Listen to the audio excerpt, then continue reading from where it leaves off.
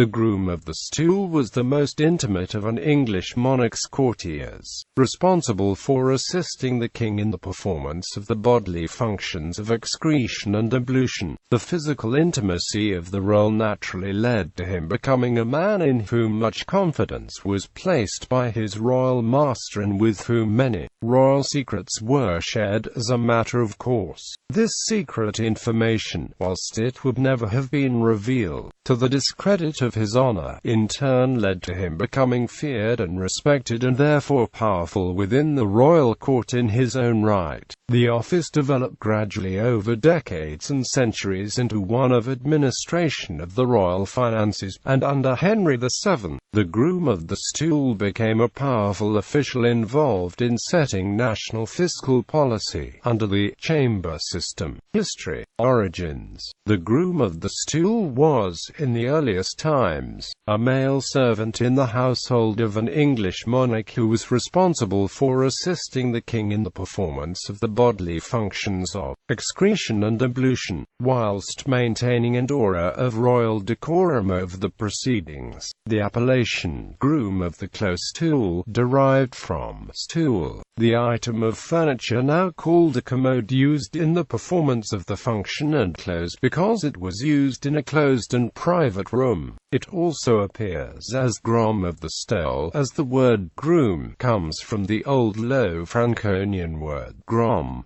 In the Tudor era, by the Tudor age, the groom of the stool was a substantial figure like Hugh Denys, who was a member of the Gloucestershire gentry, married to an aristocratic wife, and who died possessing at least 4 manors. The function had been transformed into that of a virtual minister of the royal treasury, being then an essential figure in the king's management of fiscal policy. In the early years of Henry VIII's reign, the title was awarded to court companions of the king who spent time with him in the privy chamber. These were generally the sons of noblemen or important members of the gentry. In time they came to act as virtual personal secretaries to the king, carrying out a variety of administrative tasks within his private rooms. The position was an especially prized one, as it allowed one unobstructed access to the king. David Starkey writes, "The groom of the stool had the most menial tasks. His standing, though, was the highest. Clearly then, the royal body service must have been seen as entirely honourable, without a trace of the demeaning of the humiliating. Further, the mere word of the gentleman of the privy chamber was sufficient evidence in itself of the king's will, and the groom of the stool bore the indefinable charisma of the monarchy." Abolition. In 1558, the male domination of royal private quarters came to an end, and Cat Ashley was appointed First Lady of the Bedchamber by Elizabeth I of England, a position that put her in charge of the bedchamber, a duty formerly performed by the groom of the stool. The office effectively came to an end when it was neutralized in 1559. Re-establishment and discontinuation. The office was exclusively one serving male monarchs, so on the death of Elizabeth and the accession of James I, the office was revived. The holder of the position became in the Stuart era the senior lord of the bedchamber, always a great nobleman. The position had considerable power because of its intimate access to the king. During the reign of Charles I, the term stool appears to have lost its original signification of chair, more particularly commode. The office fell into disuse with the accession of Queen Victoria, and made only a brief final appearance early in the reign of her successor, with the spelling having been altered to stole, from the Latin stola, a long outer garment, a robe worn by Roman ladies and male flute players at the festival of Minerva. The Tudor historian David Starkey classes this change as classic Victorianism. When the Victorians came to look at this office, they spelt it S-T-O-L-E, and imagined all kinds of fictions about elaborate robes draped around the neck of the monarch at the coronation. The office was finally discontinued following the accession of King Edward VII in 1901, to whom a groom of the Stool had been appointed while he was Prince of Wales. Royal ablution today. Often when the visit of a modern monarch is planned, for example during the construction of a new building, a special royal lavatory pavilion is built for the occasion. List of grooms of the Stool. Grooms of the Stool under Henry VII. Hugh Denys of Osterley. Grooms of the Stool under Henry VIII. Sir William Compton, Sir Henry Norris, Sir Thomas Heneage, Sir Anthony Denny. Heneage and Denny, as servants whom he used secretly about him, were privy to Henry VIII's most intimate confidences about Anne of Cleves. He told them he doubted her virginity on account of her breasts slack. Grooms of the Stool to Edward VI. Michael Stanhope. Grooms of the Stool to Charles I (1643). Henry Rich, 1st Earl of Holland, 1643 c. 1649. William Seymour, 1st Marquis of Hertford, c.1649. Thomas Blagge. Grooms of the Stool to Henrietta Maria of France, 1660 c. 1667–1673. Elizabeth Boyle, Countess of Guildford. Grooms of the Stool to Charles II, 1660. William Seymour, 1st Marquis of Hertford, 1660–1685. Sir John Granville.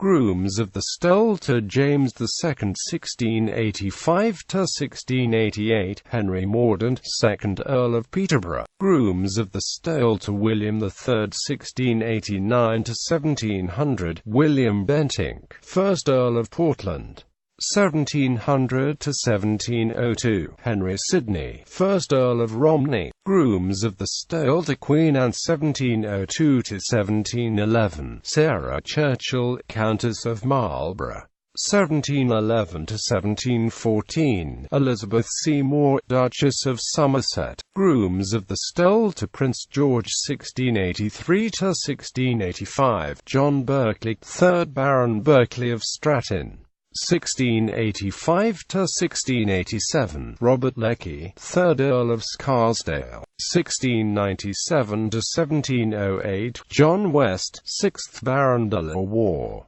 Grooms of the Stool to George I, 1714–1719. Lionel Sackville, 1st Duke of Dorset, 1719–1722. Charles Spencer, 3rd Earl of Sunderland, 1722–1723. Vacant, 1723–1727. Francis Godolphin, 2nd Earl of Godolphin. Grooms of the Stool to George II, 1727–1735. Francis Godolphin, 2nd Earl of Godolphin, 1735–1750. Henry Herbert, 9th Earl of Pembroke, 1751–1755. Willem Anne van Keppel, 2nd Earl of Albemarle, 1755–1760. William Nassau de Zulestein, 4th Earl of Rochford. Grooms of the Stool to George III,